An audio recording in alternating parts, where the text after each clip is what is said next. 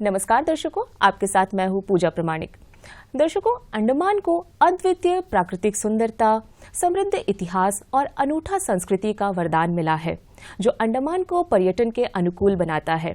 वैसे आप भी देख सकते हैं कि आज पूरे विश्व से कई पर्यटक हमारे द्वीपों में आते हैं और हमारे द्वीपों की खूबसूरती का आनंद लेते हैं। वैसे तो हमारे द्वीपों में पर्यटन संभावनाओं का लाभ उठाया जा रहा है, लेकिन इसका लाभ पूरी तरह से उठाने के लिए अब भी पर्यटन के क्षेत्र में कई विषयों पर हमें फोकस करने की आवश्यकता है। तो आज हम फेस टू फेस के इस अंक में इसी विषय पर चर्चा करेंगे। आज का हमारा चर्चा का विषय रहेगा future of tourism in Andaman and Nicobar islands. और इस विषय पर हमसे बातचीत करने के लिए आज हमारे साथ AATO के प्रेसिडेंट मोहन विनोद जी उपस्थित हैं। आप AATO के प्रेसिडेंट होने के साथ साथ मिनिस्ट्री ऑफ टूरिज्म के रीजनल क्लासिफिकेशन कमिटी के एक्टिव मेंबर भी हैं। तो चलिए उनका स्वागत करते हैं हमारे आज के इस अंक में। तो विनोद जी, सबसे पहले तो आपका बहुत बहुत स्वागत है। नमस्कार जी। तो विनोद जी, सबसे पहले तो हम ये कहना चाहेंगे कि हमारा जो ये द्वीप है अंडमान, ये किसी स्वर्ग से कम नहीं है। हम आज भी भाग्यशाली है कि हमारे पास हरियाली है, कई प्राकृतिक सुंदरताएं हैं और जो पर्यटक या पर्यटन हम कहते हैं उसके कई द्वार खोलते हैं। तो सबसे पहले तो आप हमें ये बताएं कि हमारे द्वीपों के लिए पर्यटन कितना महत्वपूर्ण है। बहुत बढ़िया सवाल किया आपने। द्वीपों के लिए पर्यटन कितना महत्वपूर्ण है। हमारे द्वीपों के लिए पर्यटन एकमात्र उद्योग है जी। यहाँ सरकारी नौकरी के बाद अगर आप देखेंगे, पर्यटन एकमात्र उद्योग है जिसमें सबसे ज़्यादा लोग जुड़े हैं और ये लोगों को एम्प्लॉयमेंट भी सबसे ज़्यादा देती है। सरकार को रेवेन्यू भी पर्यटन उद्योग सबसे ज़्यादा GST के थ्रू से देती है। तो हमारे लिए मैं कहूँगा द्वीपों के लिए पर्यटन व्यवसाय एक लाइफलाइन है। जी। तो सर, जैसे आपने कहा कि ये जो पर्यटन में वृद्धि होने के बाद जो है ये एम्प्लॉयमेंट की जो क्रिएशन है उसमें एक बहुत ही मेजर रोल प्ले कर रहा है। तो सर, हम जानना चाहेंगे कि जब से पर्यटन की जो सुविधाएं हैं उनमें वृद्धि हुई है, तब से किस तरह के नए नए अवसर खुले हैं। देखिए, अभी आप यहाँ से कुछ दूर पे जाइए, वाटर स्पोर्ट्स कॉम्प्लेक्स है, अंडमान वाटर स्पोर्ट्स कॉम्प्लेक्स जी। वहाँ आप देखेंगे 400 से 500 यूथ्स, कोई जेट स्की चला रहा है, कोई स्कूबा डाइविंग करवा रहा है, कोई पैरासेलिंग करवा रहा है, कोई बोट्स में स्टाफ है। तो डायरेक्ट और इनडायरेक्ट एम्प्लॉयमेंट पर्यटन उद्योग में वृद्धि आने के बाद काफ़ी ज़्यादा बढ़ी है। और सबसे खुशी की बात है कि हमारे द्वीपों के बहुत सारे अनएम्प्लॉयड यूथ ने पर्यटन का राह चुना और पर्यटन उद्योग में वो काफ़ी अच्छा कर रहे हैं। जी। तो विनोद जी, जैसे आपने कहा कि कई तरह के अब जो बिजनेस अपॉर्चुनिटीज हमारे सामने खुले हैं जब से टूरिज्म अपलिफ्ट हुआ है, तो इसके लिए हम समझते हैं कि कई तरह के ट्रेंड लोगों की भी ज़रूरत होती है। तो वो आप कैसे और कहाँ से अवेल करते हैं? देखिए, ये बहुत सही सवाल किया आपने। जब हमने शुरुआत किया था तब मैं मानता हूं कि कुछ ट्रेनिंग्स की कमी थी। अब सरकार ने इतना मदद और इतना सहूलियत दी है कि अभी भी आपने देखा होगा कि पॉलिटेक्निक में आए दिन कोर्स चलते हैं, बोट ऑपरेटर्स के, स्कूबा डाइविंग ऑपरेटर्स के। इवन हम लोग Andaman association of tour operators और मिनिस्ट्री ऑफ टूरिज्म, हम लोग लगातार महीने 2 महीने में एक बार कोर्सेज करवाते हैं, अवेयरनेस प्रोग्राम करवाते हैं और ट्रेनिंग्स की सुविधाएं अब अंडमान में अच्छी हो रही है, दिन ब दिन बढ़ रही है। जी। तो किस किस तरह की ट्रेनिंग आज के समय में युवाओं को दिया जा रहा है? आज के समय में जो ट्रेनिंग दिया जा रहा है, ज़्यादा अधिकतर एडवेंचर स्पोर्ट्स से जो जुड़े हुए हैं उनको ट्रेनिंग किया जा रहा है, क्योंकि एडवेंचर स्पोर्ट्स टूरिस्ट की सेफ्टी से जुड़ी हुई है। तो सबसे ज़्यादा फोकस आज के डेट में एडवेंचर स्पोर्ट्स से जो भी लोग जुड़े हैं उनका ट्रेनिंग चल रहा है। और अभी हाल ही में 145 गाइड्स को ट्रेन किया गया टील हाउस में। IITAT के लोग आए थे ओडिशा से, उन्होंने ट्रेनिंग दिया गाइड्स को। जी। तो ये तो बहुत अच्छी बात है कि हमारे द्वीपों के जो युवा है खासकर उनको यहीं पे ट्रेन किया जा रहा है और साथ ही साथ जो है उनको यहीं पे रोजगार का माध्यम भी टूरिज्म के माध्यम से प्रदान किया जा रहा है। तो विनोद जी, क्या आपको लगता है कि ये जो ट्रेनिंग चलता आ रहा है या चल रहा है अभी भी, इसमें अभी भी किसी तरह की और इम्प्रूवमेंट की कोई स्कोप है? इम्प्रूवमेंट की स्कोप तो मैं नहीं कहूँगा। मैं ये चाहूँगा कि ज़्यादा से ज़्यादा लोग इससे जुड़े और इसका फ़ायदा उठाए। तो विनोद जी, 1 साल पहले हमारे द्वीपों में हमें जो है नया टर्मिनल बिल्डिंग भी मिला है।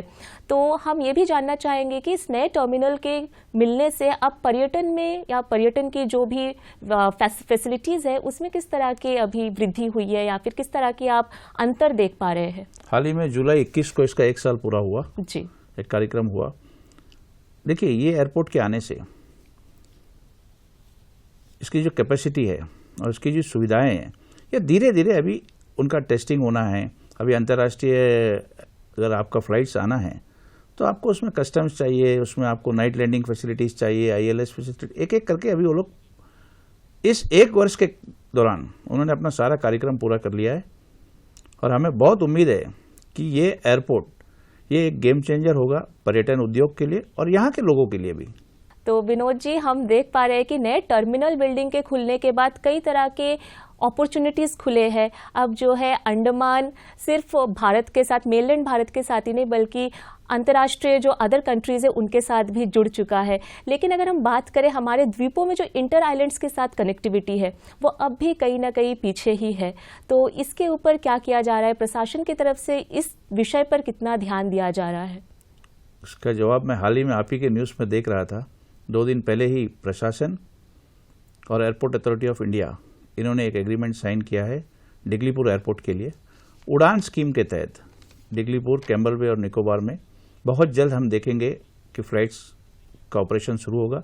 और डिगलीपुर के लिए टेंडर भी हो गया है, फ्लाई बी बोल के किसी कंपनी ने लिया है। तो डिगलीपुर में अगर ये उड़ान स्कीम से फ्लाइट्स चलते हैं, ये वहाँ के पर्यटन के लिए भी बहुत फायदेमंद होगा। जी, तो सर वैसे तो कनेक्टिविटी बड़ी है, लेकिन फिर भी जो एक चिंता अब भी सताई जाती है वो है एयर फेयर की, क्योंकि अब भी जो है जो फ्लाइट के टिकट्स है वो एक्चुअली में काफ़ी ज़्यादा है। बहुत से लोग ऐसे होते हैं कि वो अफोर्ड नहीं कर पाते हैं। तो हाल ही में जो है नाइट लैंडिंग की फैसिलिटी भी पोर्ट ब्लेयर में शुरू हुई है। तो क्या इससे ये जो हमारी टूरिज्म है इसमें किसी तरह से कुछ बेनिफिट्स होगा और साथ ही साथ एयर फेयर की जो समस्या है वो भी किसी तरह से कम हो सकती है? मैंने अभी थोड़ी देर पहले बोला कि जो नाइट लैंडिंग की फैसिलिटी है, ये मैं मानता हूं कि इससे हमारी काफ़ी समस्याएं, फ्लाइट्स की फेयर्स, पर्यटन उद्योग में बढ़ोतरी, फ्लाइट्स का बढ़ना, तो हम आशा करते हैं कि जल्द से जल्द नाइट लैंडिंग में लोगों को इसका सुविधा मिले। और काफ़ी एयरलाइंस इसमें काम कर रहे हैं। नाइट अभी उन्होंने टेस्टिंग भी किया, एयर इंडिया और इंडिगो ने। तो हम वेट कर रहे हैं नवंबर का। तो हम आशा करते हैं कि नवंबर में ये नाइट लैंडिंग शुरू होगी और नाइट लैंडिंग ही हमारा एक समाधान है, मैं ऐसा मानता हूं। जी, तो ये तो एयरवेज की बात हो गई है। अगर अब हम सीवेज की भी बात करें तो हाल ही में हमने देखा है कि जो हमारे सी पोर्ट्स है वहाँ पे जो ई वीज़ा धारक है उनको जो है निर्दिष्ट गेट्स दिया गया है। तो इसके बारे में भी हम ज़रा आपसे विस्तार से जानना चाहेंगे कि ई वीज़ा क्या है और साथ ही साथ इस चीज़ से जो नया चीज़ इम्प्लीमेंट हुआ या इंट्रोड्यूस हुआ है इससे टूरिज्म को किस तरह से बेनिफिट्स मिल रहे हैं? ई वीज़ा के लिए हमारा एसोसिएशन और बाकी जितने भी संगठन हैं सब ने प्रशासन के साथ पिछले 4-5 साल से संघर्ष चल रहा है। तो हमारा एयरपोर्ट को ई वीज़ा बहुत पहले घोषित कर दिया गया था। सी पोर्ट में ई वीज़ा आने से हमारे यहाँ जो क्रूसेस आते हैं, आपने देखा होगा एक समय था जब यहाँ बहुत यॉट्स आते थे, अब यॉट्स के आने में कमी हो गई क्योंकि उनको बहुत समस्या होती है। वो आएंगे पहले, फिर अपना ई वीज़ा के लिए अप्लाई करना। अब ई वीज़ा पोर्ट में मिलना, उनका समय बचेगा। और इंडिया में सिर्फ 6 पोर्ट को दिया गया है, अभी ऐड किया है 6 पोर्ट को, तो उसमें अंडमान को दिया है। तो हमारे यहाँ फॉरेन क्रूसेस जो हम पढ़ते थे उस टाइम काफ़ी फॉरेन क्रूसेस आता था, तब हमें उम्मीद है कि वापस फॉरेन क्रूसेस और यॉट्स बढ़ेंगे। और ये ई वीज़ा जो सी पोर्ट में दिया है उसके लिए हम केंद्र सरकार और अंडमान प्रशासन का धन्यवाद करना चाहेंगे। जी, तो विनोद जी, अगर इस तरह के फॉरेन क्रूजेस वगैरह हमारे द्वीपों में अब आने लगे तो इससे हमारे द्वीपों की इकोनॉमी में किस तरह का प्रभाव पड़ेगा, उसमें किस तरह से? अवश्य बढ़ेगा। देखिए, एक यॉट्स आता है, यॉट अपने साथ कुछ भी नहीं लाता है और कोई भी यॉट 15 दिन 20 दिन के कम के लिए नहीं आता है। तो वो हमारे रिसोर्सेस को यूज़ करेंगे, हमारे गाड़ी यूज़ करेंगे, हमारे यहाँ से परचेस करेंगे, सब्जी मछली जो भी है। तो हर वर्ग को इससे फ़ायदा होगा। और जो बड़े बड़े क्रूसेस आते हैं तो ये 400, 500, 1000 लोग लेके आते हैं जी। तो उन लोगों का 2 दिन यहाँ रुकना, तो वो रेवेन्यू नेचुरल अंडमान को बहुत फायदा होगा इससे। अच्छा, तो विनोद जी, साथ ही साथ अब जो है अंडमान और निकोबार द्वीप समूह के पर्यटन क्षेत्रों में जो क्षमता है उसे देखते हुए केंद्र सरकार का भी एक बहुत विशेष इंटरेस्ट है कि यहाँ पे टूरिज्म को और ज़्यादा बढ़ावा दिया जाए। तो क्या आपके हिसाब से क्या लगता है आगे भविष्य में हम किसी तरह के कोई बड़े प्रोजेक्ट्स टूरिज्म के क्षेत्र में उम्मीद कर सकते हैं या देख सकते हैं? मैं तो ये मानता हूँ कि पर्यटन का भविष्य, पर्यटन उद्योग का बहुत अच्छा है। अभी केंद्र सरकार हाल ही में 17 द्वीपों को नीति आयोग के द्वारा डेवलप कर रहा है, जिसमें 4 आइलैंड पहले कर रहे हैं, वो लॉन्ग आइलैंड, नील, हैवलॉक और एविस आइलैंड, और उसके बाद 17 उन्होंने आइडेंटिफाई किया है, मेगापोर्ट रिजॉर्ट, हॉर्नबिल रिजॉर्ट। तो ये 17 जो जगह उन्होंने आइडेंटिफाई किया है, ये नीति आयोग इसको डेवलप करेगी। और जैसा आपने देखा हैवलॉक में नीति आयोग के द्वारा ताज आया हुआ है, उस तरह यहाँ बड़े बड़े कंपनीज आने से पर्यटन उद्योग को बहुत बड़ा फायदा होगा। और साथ ही साथ प्रशासन कुछ नए द्वीपों को भी खोल रहा है। तो आने वाले समय में प्रशासन ने जो कदम उठाए हैं, समय लग रहा है, बट हमें उम्मीद है कि ये जरूर पर्यटन उद्योग के लिए बहुत फायदेमंद होगा। जी, और अगर ये सारी चीजें हो जाती है तो उसके बाद रोजगार की कैसी संभावनाएं रहेंगी हमारे द्वीपों में? मैंने कहा, अंडमान में पर्यटन के सिवा कोई भी उद्योग नहीं है। यहाँ पर्यटन ही एकमात्र उद्योग है जो लोगों को रोजगार से जोड़ेगी। और मैं आपके माध्यम से यहाँ के युवाओं को भी आग्रह करूंगा कि ऐसा कुछ नहीं है कि पर्यटन उद्योग में आपको जुड़ने के लिए आपके पास कोई बड़ा धनराशि होना चाहिए। आप एक छोटा गाड़ी लेके पर्यटन उद्योग से जुड़ सकते हैं। आप अपने घर में 2 रूम बेड एंड ब्रेकफास्ट बना के जुड़ सकते हैं। पर्यटन उद्योग से यहाँ के लोग, मैक्सिमम लोग जुड़े जी। सेल्फ एम्प्लॉयमेंट के काफ़ी, हमारे समय में तो इतनी सुविधाएं नहीं थी, अभी तो सरकार भी मदद कर रही है, काफ़ी स्कीम्स है। तो यहाँ के लोगों से मैं गुजारिश करूंगा, खास करके हमारे अनएम्प्लॉयड यूथ से, कि वो पर्यटन उद्योग से जुड़े। जी, तो स्कीम्स की बात आपने कही है, तो क्या आप हमें इस पर भी जरा प्रकाश दे सकते हैं कि वर्तमान समय में किस तरह के स्कीम्स, कुछ इंपॉर्टेंट स्कीम्स जो है टूरिज्म के क्षेत्रों में? नहीं, पर्यटन से जुड़े आप किसी भी कार्य में आप निवेश करना चाहते हैं तो कॉटेज इंडस्ट्री में उसका एक बहुत बड़ा, अनिटको और कॉटेज इंडस्ट्री में उसका बहुत बड़ा एक लिस्ट है। आप किसी भी क्षेत्र में पर्यटन उद्योग में आप जुड़ना चाहे तो आपको अवश्य उसमें कुछ ना कुछ एडिशनल बेनिफिट है। अच्छा, तो विनोद जी, हम समझते हैं कि जैसे अंडमान और निकोबार द्वीप समूह में जो पर्यटन को बढ़ावा देने के लिए केंद्र कोशिश कर रही है, उसी तरह से हमारे जो अंडमान निकोबार के द्वीप प्रशासन है, आपकी जो टीम है, वो भी अपने लेवल में भी कई तरह की कोशिशें कर रहे हैं। तो हम समझना चाहेंगे कि अब इस समय किस तरह की जो चीज़ें की जा रही है, क्योंकि हमने देखा है कि कल हेरिटेज वॉक भी हुआ था, तो इन सारी चीज़ों से किस तरह की अवेयरनेस क्रिएट करने की उम्मीद की जा रही है?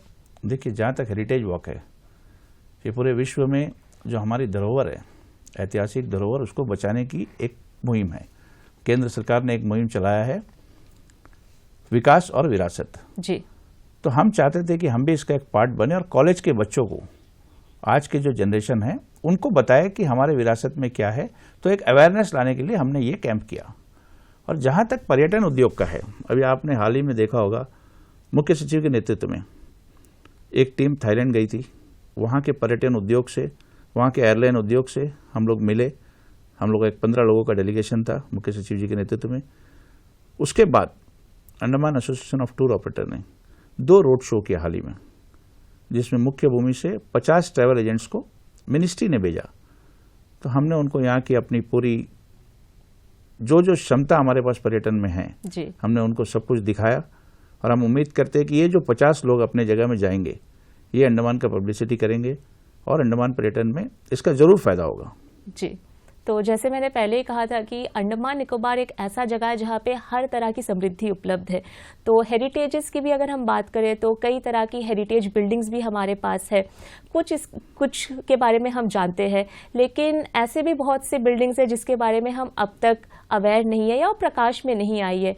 तो आपके हिसाब से ऐसे कितने हेरिटेज बिल्डिंग्स वर्तमान समय में है जो प्रकाश में नहीं आए या उसे जोरों शोरों से एंड्रोस नहीं किया जा रहा है? हमने कभी हेरिटेज टूरिज्म की तरफ ध्यान ही नहीं दिया जी। हम सेलुलर जेल तक सीमित रहे, उसके बाद हम एडवेंचर स्पोर्ट्स और बीचेस में रहे। बहुत जरूरी है कि हम एक हेरिटेज सर्किट बनाएं। देश में सब जगह बन रहा है।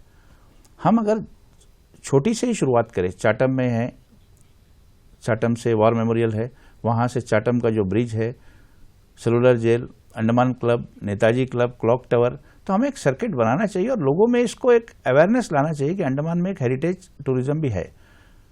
हम वंडूर जाते हैं जी, तो मैं टूर ऑपरेटर से भी रिक्वेस्ट करूंगा कि बलिदान बेदी को भी अपना पैकेज में जोड़े। वो भी एक हमारे लिए बहुत ऐतिहासिक और बहुत महत्वपूर्ण जगह, वहां लोगों ने बलिदान दिया है। तो मैं मानता हूं कि हेरिटेज टूरिज्म में हम लोग अभी तक उतना काम नहीं कर पाए। हमारे पास काफी बंकर्स है, उस बंकर्स को भी हम डेवलप कर सकते हैं, टूरिस्ट को दिखा सकते हैं। तो इसमें काम करना चाहिए। मैं मानता हूं इसमें करने से ये फायदेमंद रहेगा जी। तो ये बहुत अच्छी बात आपने कही है। और इसी से संबंधित एक और प्रश्न मैं आपसे करना चाहूँगी कि ये जो पेट्रियोटिक टूरिज्म है, ये भी एक भाग है, क्योंकि हमारे अंडमान में कई इतिहास जुड़े हैं जो दिल को छू लेने वाली है। तो ये जो पेट्रियोटिक टूरिज्म की बात अगर करें, तो इसे अगर हम और ज़्यादा पब्लिसिटी में लाए, प्रकाश में लाए, तो ये हमारे मेनलैंड के टूरिस्ट या कहे हम अदर कंट्रीज़ के जो टूरिस्ट्स हैं उनको कितना अट्रैक्ट कर सकता है हमारे द्वीपों में? कितना स्कोप आप देख पा रहे हैं? नहीं, बहुत स्कोप है। देखिए, तीर्थ स्थल के रूप में सेलुलर जेल को देखा जाता है जी। आज़ाद भारत का पहला तिरंगा अंडमान में लहराया गया। ऐसे बहुत कुछ है। मैंने बोला हेरिटेज और इन सब चीज़ में हमें काम करने की आवश्यकता है और ये सब फायदेमंद होगा। जी, तो आप अभी कह रहे हैं कि कई चीज़ें हैं, जैसे बलिदान बेदी हो गई है या फिर और भी सेलुलर जेल है, जिसके बारे में बहुत से लोग, ऑलमोस्ट लोग जानते हैं, लेकिन ऐसे कई अभी भी स्पॉट्स या टूरिस्ट प्लेसेस हैं जिसके बारे में लोग नहीं जानते हैं। तो और हम देखते हैं कि आज जो है सोशल मीडिया का बहुत बड़ा जोर शोर चल रहा है। लोग ज़्यादातर अपना समय सोशल मीडिया या फिर डिजिटल वर्ल्ड में ही यूज़ करते हैं या फिर उसी में स्पेंड करते हैं। तो इन सारी चीज़ों को डिजिटल वर्ल्ड के साथ जोड़ने के लिए क्या किया जा रहा है? हर एक लोग अपना अपना प्लेटफॉर्म यूज कर रहे हैं, प्रशासन भी कर रहा है, हम लोग भी कर रहे हैं। अब तो सारा मार्केटिंग डिजिटली हो रहा है जी। बट ये हेरिटेज वाला, और इसमें हम लोग काम करेंगे और हम कोशिश करेंगे कि इसको हम डिजिटली लोगों तक पहुंचाए इसको। जी।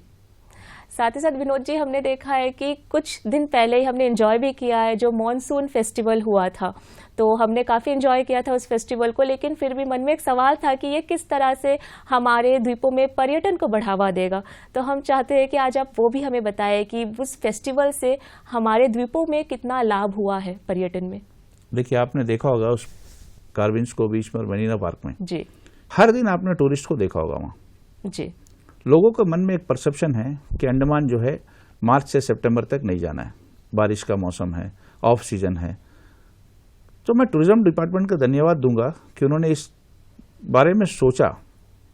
हम ये मैसेज देना चाहते थे लोगों को कि अंडमान एक 365 दिन का डेस्टिनेशन है। आप मानसून में आइए, मानसून में भी आपको अंडमान में आनंद उठाने के लिए बहुत कुछ है। ऐसा नहीं है कि आपको रूम में ही बैठना है। तो मानसून फेस्टिवल टूरिस्ट के थ्रू से, जो टूरिस्ट यहाँ आया वो ज़रूर अपना माउथ पब्लिसिटी वहाँ जाके करेगा कि हमने मानसून फेस्टिवल का मज़ा लिया, काफ़ी कुछ देखने को है मानसून में भी। तो एक मैसेज हम देना चाहते थे कि अंडमान अब 365 डेस्टिनेशन है और ये ऑफ सीजन यहाँ पे नहीं है अब। अच्छा, तो विनोद जी, साथ ही साथ हमें आइलैंड टूरिज्म फेस्टिवल के बारे में भी बताएं, क्योंकि एक बहुत बड़े प्लेटफॉर्म में उसे हम सेलिब्रेट करते हैं, एक उत्सव के जैसे ही मनाते हैं।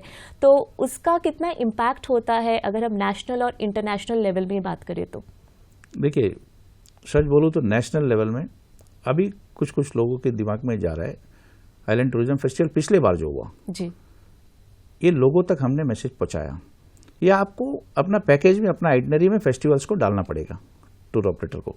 आप जैसा गोवा देखिए, केरला देखिए, सब जगह आपको आइटनरी में मिल जाता है। गोवा में आपको पता है कि दिसंबर में क्या फेस्टिवल है जी। तो अभी टूरिज्म डिपार्टमेंट ने एक बहुत अच्छा काम किया है कि सबको कैलेंडर में लाया, monsoon festival, beach festival, island tourism festival, food festival. तो अब लोगों में ये जागरूकता आ रही है कि अंडमान में इस समय में ये होगा। तो आने वाले समय में मुझे उम्मीद है कि लोग आइलैंड टूरिज्म फेस्टिवल देखने के लिए भी आएंगे।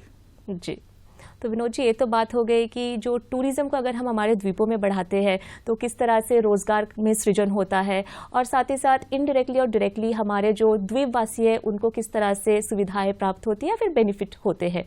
लेकिन अगर हम इसका एक दूसरा साइड भी देखें तो जो हमारे नेचर है वो अपने पूरे रूप रंग में जो है कोशिश कर रही है कि पर्यटक जो है उन्हें अट्रैक्ट करे, लेकिन as a human we failed कहीं ना कहीं, क्योंकि हम जब भी किसी भी टूरिस्ट स्पॉट पर जाते हैं हम उसे बहुत ज़्यादा दूषित कर आते हैं। या फिर पर भी हम आपसे जानना चाहेंगे कि प्रशासन और AATO की जो टीम है हमारे जितने भी टूरिस्ट स्पॉट्स हैं उनको साफ, स्वच्छ और आकर्षित बनाए रखने के लिए क्या क्या कदम उठा रहे हैं? सबसे पहले तो मैं ये मानता हूँ कि पूरे भारत में जितने पर्यटन स्थल अंडमान में हैं वो आज भी स्वच्छ और सुंदर है जी, comparing to other states of the country. But फिर भी हम बराबर इसमें मुहिम चलाते हैं और प्रशासन भी, फॉरेस्ट भी इसमें बहुत अच्छा योगदान देता है। सारे बीचेस में हम बराबर रेगुलरली उसमें बीच क्लीनिंग, अवेयरनेस कैंपेन, बैनर्स लगाते हैं और हम कोशिश कर रहे हैं कि इसको ऐसी बरकरार रखें। जी।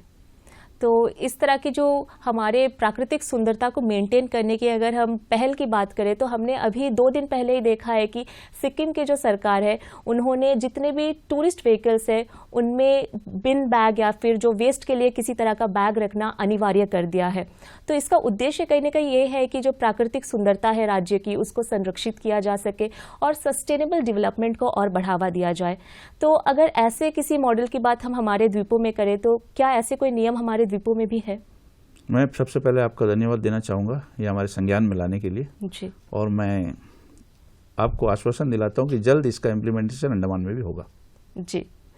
और एक और सवाल जो हम आपसे जानना चाहेंगे कि हमारे जो द्वीपों के जितने भी टूरिस्ट स्पॉट्स हैं उनको साफ स्वच्छ और मेंटेन करके रखने में हमारी जो अंडमान निकोबार की प्रशासन है उसकी कैसी भूमिका है, वो क्या क्या कर रही है? मैं इसमें अंडमान प्रशासन के साथ साथ पीबीएमसी को भी जोड़ना चाहूँगा। पीबीएमसी, अंडमान प्रशासन, फॉरेस्ट, इन्होंने कोई कसर नहीं छोड़ा अंडमान के बीचेस को, अंडमान के पर्यटन स्थल को साफ सुथरा रखने के लिए, जिसका ही नतीजा है कि अंडमान का राधानगर ब्लू फ्लैग सर्टिफाइड बीच हुआ है और बहुत जल्द हमारा 1-2 बीचेस और ब्लू फ्लैग सर्टिफाइड बीच होने वाले हैं। जी। तो विनोद जी, यहाँ पे तो जैसे आपने कहा कि पीबीएमसी का एक बहुत बड़ा भूमिका होता है कि हमारे जितने भी टूरिस्ट स्पॉट्स हैं उनमें साफ सफाई को मेंटेन करें। अगर हम दूर दराज की बात करें, इंटर आइलैंड्स की बात करें जहाँ पे कई तरह के सुंदर बीचेस हैं, तो वहाँ पे उसकी साफ सफाई की कैसे, जो मेंटेनेंस की जो चीजें हैं उसे किस तरह से देख रेख की जाती है? पंचायत काफी अच्छी तरह से करती है। आप वंडूर में देखिए या कॉलिनपुर देखिए, मैं पास के बता रहा हूँ, नील, हैवलॉक, जहाँ भी है पंचायत उसको अच्छा से मेंटेन कर रही है। तो पंचायत के साथ साथ as a community, as a society हम भी किस तरह से योगदान कर सकते हैं? इसके लिए किस तरह का अवेयरनेस आपके तरफ से क्रिएट किया जा रहा है? हम लोग 3 महीने में एक बार, सिर्फ Andaman association of tour operators नहीं, बाकी भी संगठन से लोग जुड़े हुए हैं, हम लोग 3 महीने में एक बार कोशिश करते हैं कि पंचायत के साथ एक अवेयरनेस कैंप हो। टूरिज्म डिपार्टमेंट कभी करती है, कभी इंडिया टूरिज्म करती है, तो हम बराबर संपर्क में है पंचायत के साथ। जी। विनोद जी, एक शिकायत रहती है हमारे जो मोस्टली अगर हम कहें जेनजी से, जो हमारी अभी नई पीढ़ी है उनका, कि हमारे द्वीपों में नाइट लाइफ की कोई सुविधा नहीं है। 5 बज जाता है तो उसके बाद किसी तरह की एंजॉयमेंट की कोई स्पॉट्स नहीं है। तो इसके लिए टूरिज्म की जो डिपार्टमेंट है या आपके तरफ से किस तरह के कदम उठाए जा रहे हैं? हम आज से 15-20 साल पहले हम कभी नहीं सोचे थे कि पर्यटन उद्योग का ये रूपरेखा हुआ, इतना बड़ा बदलाव हुआ। हम उस समय के हिसाब से काम कर रहे थे। मैं मानता हूँ नाइट लाइफ कुछ भी नहीं है यहाँ पे, 5 बजे के बाद नहीं, इतना भी नहीं है। 7 बजे तक लाइट एंड साउंड शो है, उसको भी ऐड करिए जी। तो लाइट एंड साउंड शो भी एक ही दिन चलता है। धीरे धीरे प्रशासन इसमें काम कर रही है। देखिए, आपने जैसा बोला, हमें अपने इकोलॉजी, सबसे बड़ा हमें हमारा कल्चर को भी देखना है, तो धीरे धीरे प्रशासन इसमें काम कर रही है। अभी आपको पता होगा, 6 महीने पहले हाल ही में एक नोटिफिकेशन निकला है, जितने बीचेस हैं, कार्बिन्स को हो, नील हो, हैवलॉक हो, ये 5 बजे बंद कर दिया जाता था। इसको अभी 9 बजे तक खोला गया है। पर्यटक वहाँ 9 बजे तक रह सकते हैं। अभी वहाँ शैक्स का टेंडर हुआ है, सारे बीचेस में शैक्स लगेंगे, तो 9-10 बजे तक वहाँ चहल पहल रहेगा। धीरे धीरे इस तरह हम उम्मीद करते हैं कि एक एक करके नाइट लाइफ का भी यहाँ सुविधा बहुत जल्द देखने को मिलेगा। जी। तो विनोद जी, हम समझते हैं कि जो टूरिज्म में इतनी बढ़ोतरी हुई है, टूरिज्म का एक जो नया चेहरा हम अब देख रहे हैं, इसमें अंडमान निकोबार की जो प्रशासन है उसकी बहुत इम्प्रेसिव भूमिका हम कह सकते हैं वो रही है। इसके साथ साथ जो हमारा अंडमान है, जिसे मिनी इंडिया भी कहते हैं, क्योंकि यहाँ पे कई तरह के संस्कृति, कई तरह की कल्चर हम देख पाते हैं, तो इन आम लोगों का या फिर हम कहें जो जनरल पब्लिक है हमारे जैसे, हमारा कितना योगदान रहा है, आप क्या समझते हैं? जरूर रहा है। यहाँ के लोगों के सपोर्ट के बिना आज हैवलॉक डेवलप हुआ, नील डेवलप हुआ, तो वहाँ के लोगों ने रास्ते के लिए जगह दिया, वहाँ के लोगों ने बीचेस में अपना योगदान दिया। यहाँ भी लोगों का कंट्रीब्यूशन है। आइलैंडर्स के कंट्रीब्यूशन के बिना कोई भी इंडस्ट्री यहाँ पनप नहीं पाएगा। जी। विनोद जी, हमारा जो अंडमान निकोबार आइलैंड द्वीप समूह है, ये जो एक ग्रुप ऑफ आइलैंड्स है, यहाँ पे कई आइलैंड्स है जो कि जहाँ पे अभी अलाउ किया जाता है कि टूरिस्ट जाए और देख सके। तो ऐसे भविष्य में हम कितने और आइलैंड्स की उम्मीद कर सकते हैं जो एक्सप्लोर करने की हमें परमिशन मिलेगी? बहुत जल्दी हमें 5-6 आइलैंड्स का परमिशन मिलेगा। Tarmugli, Cinque island, Grub Island, Brother Sister, Guitar Island, बहुत जल्दी 5-6 आइलैंड का प्रशासन एकदम उसके अंतिम चरण में है। उसका ऑर्डर शायद इस सीजन में हमें मिल जाएगा। अच्छा। और अगर ये सारी आइलैंड्स को भी एक्सप्लोर करने की हमें परमिशन मिल जाती है तो इससे आप क्या समझते हैं कि कितना फ़ायदा हमें और हमारी जो पर्यटन विभाग है या फिर पर्यटन क्षेत्र है उसको होगा? बहुत फ़ायदा होगा। देखिए, अभी 6 आइलैंड अगर खुलेगा, उसके लिए बोट्स आएंगे, बोट्स में स्टाफ लगेंगे, एम्प्लॉयमेंट बढ़ेगी, रेवेन्यू बढ़ेगी। अब एक भी पर्यटन स्थल का खुलना इंडस्ट्री के लिए बहुत लाभदायक है। जी, तो विनोद जी, ये तो जैसे आपने बताया कि मॉनसून फेस्टिवल हम करा रहे हैं, आइलैंड टूरिज्म फेस्टिवल करा रहे हैं, जिससे कहीं ना कहीं एक वर्ड ऑफ माउथ जो है बाहर जो मेनलैंड में या फिर बाहर की जो देश है वहाँ पे भी जा रही है, अब जाने लगी है। इसके अलावा जो हमारे अंडमान की जो टूरिज्म है इसको और ज़्यादा प्रकाश में लाने के लिए और इसको पब्लिसिटी देने के लिए अंडमान निकोबार द्वीप की जो प्रशासन है और AATO की जो टीम है इसके तरफ से मेनलैंड में किस तरह की कार्य की जा रही है? आपको पता होगा हर साल 18 से 20 एग्जीबिशन लगते हैं पूरे देश में। अच्छा। Andaman association of tour operators ने पिछले साल पूरे 18 में पार्टिसिपेट किया और ये स्टार्ट होता है जुलाई में। 26 को इसका पहला एग्जीबिशन बेंगलोर में स्टार्ट हो रहा है। 25 लोगों का delegation Andaman association of tour operators का है इसमें पार्टिसिपेट करने के लिए। और मैं प्रशासन से भी गुजारिश करूंगा कि सब कुछ हमारे लिए मार्केटिंग है। आज केरला, गोवा, कर्नाटक जो एग्रेसिव मार्केटिंग करते हैं, हमें मार्केटिंग में कहीं ना कहीं हम लैग कर रहे हैं और प्रशासन से हमारा निरंतर बात हो रहा है। प्रशासन भी इसमें काम कर रहा है और हाल ही में हमें पता चला कि प्रशासन जो है इंटरनेशनल फेयर्स में भी भाग लेने की पूरी तैयारी में है। अच्छा। और आने वाले साल में हमें उम्मीद है कि स्टेक होल्डर्स, प्रशासन और इंडिया टूरिज्म, हम तीनों मिलकर ब्रांड अंडमान को जितनी पब्लिसिटी देना है उस हद तक देने में कामयाब रहेंगे। अच्छा, तो बहुत बहुत बधाई है कि आप जो है इतने बड़े प्लेटफॉर्म पे हमारे द्वीपों की संस्कृति को लेकर जा रहे हैं। तो अब हम समझना चाहेंगे कि ये जो 25 लोगों का चयन होता है ये किस तरह से किया जाता है? ये हमारे एसोसिएशन के मेंबर्स ही हैं। अच्छा। तो हम एसोसिएशन में इसमें जिसको जाना है, ये एक ओपन प्लेटफॉर्म है, जो भी स्टेक होल्डर जाना चाहता है, जितने ज़्यादा लोग उतने ज़्यादा स्पेस हम लेंगे। अच्छा।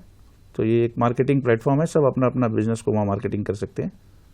जी, तो विनोद जी, ये जो लोग जाते हैं, जैसे अब बैंगलोर जा रहे हैं, वहाँ पे जो एग्जीबिशंस होते हैं, तो उन एग्जीबिशंस के माध्यम से कितनी इन्फॉर्मेशंस जो है पास ऑन की जाती है वहाँ के लोगों को? ये बहुत महत्वपूर्ण होता है पूरे देश में जो होता है, क्योंकि लोग वेबसाइट में, यूट्यूब में, गूगल में सुनना और हमसे सुनना, इसमें बहुत फ़र्क है। उनको एक कॉन्फिडेंस मिलता है जब हम बोलते हैं, वहाँ उनको प्रेजेंटेशन देते हैं अंडमान के बारे में, हम LED में चलाते हैं, तो उनको एक कॉन्फिडेंस बढ़ता है कि अंडमान में ये चीज़ है और ये लोग अंडमान के हैं, तो इससे बहुत फ़ायदा होता है। जी, तो विनोद जी, जैसे आपने कहा था कि अगर हम 10-12 साल पहले की बात करें तो तब की जो टूरिज़्म की स्थिति थी और आज 2024 में जो स्थिति है, तो इसमें एक बहुत बड़ा अंतर देख रहे हैं, एक बहुत बड़ा पॉजिटिव चेंज हम देख रहे हैं। तो अब यहाँ से आगे की आप भविष्य कैसा देख रहे हैं टूरिज़्म की अंडमान में? मैंने पहले ही कहा ना, अंडमान में सिर्फ टूरिज्म का भविष्य है और हमें उम्मीद है। देखिए, तकलीफें आई और पर्यटन उद्योग एकमात्र उद्योग है जो हर समय मार खाया। सुनामी हो, कोविड में सारा उद्योग खोल दिया गया। जी। पर्यटन उद्योग को सबसे पहले बंद किया गया, पर्यटन उद्योग को सबसे लास्ट में खोला गया। तो ये उद्योग, पर्यटन के जो हितधारक है, हमें आदत है संघर्ष करने का और मुझे उम्मीद है बहुत जल्दी इस संघर्ष का भी हमें खत्म होगी संघर्ष और अच्छे दिन मिलेंगे हमें। जी, तो विनोद जी, जब भी हम कुछ नया करते हैं और एक हमारी माइंडसेट भी रहती है कि जब हम किसी नए व्यापार में या किसी तरह के नए जॉब में जाते हैं तो कहीं ना कहीं हमारे मन में कई तरह के डर होता है, नर्वसनेस होती है। तो अब जो है हमारे द्वीपवासी अगर टूरिज्म के क्षेत्र में जुड़ना चाहते हैं, यहाँ पे अपना कोई बिजनेस शुरू करना चाहता है, अपना लक ट्राई करना चाहता है, तो उनके लिए क्या संदेश होगा आपकी तरफ से? मैं तो यही कहूँगा, मैं पहले भी बोला कि पर्यटन उद्योग में बेझिझक यहाँ के लोग आए। आप सिर्फ कार्विन्स को बीच में जाके देखिए, यहाँ पे एक बंदा है, उसने सी कार्ट का इंट्रोडक्शन किया। वो बहुत बड़ा रिस्क है, उसने 2 से 3 करोड़ रुपया इन्वेस्ट किया और वो सिर्फ दुनिया में 3 जगह है। जी। आज वो बहुत सक्सेसफुली चल रहा है। जी। अभी यहाँ में मैंने देखा, अभी मेरे पास कुछ यंग लड़का आए थे, वो जेट कार्स लेके आ रहे हैं। तो बहुत से लोग इन्वेस्ट कर रहे हैं, अनएम्प्लॉयड बच्चे। तो मैं चाहूँगा कि पर्यटन उद्योग में बेझिझक होकर वो अपना इन्वेस्टमेंट करे, अपना समय लगाए और पर्यटन उद्योग में, बिजनेस में उनको कहीं भी कोई समस्या या कोई भी उनको मदद चाहिए तो मैं 24/7 उनको राय देने के लिए, उनकी मदद करने के लिए तैयार हूँ। तो विनोद जी, जैसे मैंने शुरुआत से ही कहा है कि हमारे अंडमान में कई तरह के अद्भुत चीज़ें हैं और कई तरह के फ्लोरा है, फौना है, कई तरह के स्पीसीज़ है जो कि सिर्फ और सिर्फ हमारे अंडमान में ही पाए जाते हैं। तो हम चाहेंगे कि आप हमें ये भी बताते जाए कि एज अ रिस्पॉन्सिबल सिटीज़न, या हम जो द्वीपवासी है, एक रिस्पॉन्सिबल द्वीपवासी और एक जिम्मेदार जो टूरिस्ट के हिसाब से हम हमारे द्वीपों की सुंदरता को बिना नुकसान पहुंचाए किस तरह से इसका आनंद ले सकते हैं। अभी आपने जैसे कहा स्पीशीज, अभी इस साल से हमें देखने को मिला है टूरिज्म इंडस्ट्री में 3 नया चीज ऐड हुआ है जी, जो लोग देखना आते हैं जी। एक है बर्ड वॉचिंग, यहाँ की जो स्पीशीज ऑफ बर्ड्स है बहुत रेयर है, गेम फिशिंग, और अब हाल ही में शुरू हुआ है स्टार गेजिंग। अच्छा, ये 3 नई चीजें जुड़ी है पर्यटन इंडस्ट्री में। मैं द्वीपवासियों से यही कहूंगा कि ये हमारा द्वीप है, हमें यहाँ रहना है और पर्यटन से ही हमें अपना आगे का भविष्य बनाना है। तो हमें as a responsible citizen, as a responsible stakeholders, हर चीज को उसकी जो प्राकृतिक रूप है उसी में रखने की कोशिश करना चाहिए। जी। तो विनोद जी, आज आप हमारे बीच उपस्थित हुए और आपने हमें अंडमान निकोबार की जो टूरिज्म की फ्यूचर है इसके बारे में इतनी सारी जानकारियां दी। इसके लिए दूरदर्शन केंद्र पोर्ट ब्लेयर की ओर से आपका बहुत बहुत धन्यवाद। और साथ ही साथ हम यही उम्मीद करेंगे कि AATO की टीम और हमारे अंडमान निकोबार द्वीप प्रशासन और साथ ही साथ हम सब लोग एकजुट होकर एक ऐसा भविष्य बनाने की कोशिश करें जहां पर हम हमारे द्वीपवासियों के लिए रोजगार पैदा कर सके, उन्हें भी लाभ हो और साथ ही साथ हमारे पर्यावरण को भी हम लाभ दे सके। और सस्टेनेबल डेवलपमेंट की अगर हम बात करें तो उसकी भी हम हमारे द्वीपों को एक उदाहरण की तरह उसे तैयार कर सके। तो आज आपके इस बहुमूल्य समय के लिए दूरदर्शन केंद्र पोर्ट ब्लेयर की पूरी टीम की ओर से आपका बहुत बहुत धन्यवाद। धन्यवाद आपका। जी, तो दर्शकों, फेस टू फेस की आज के इस अंक में बस इतना ही। अब हमें भी आप दीजिए इजाजत। नमस्कार।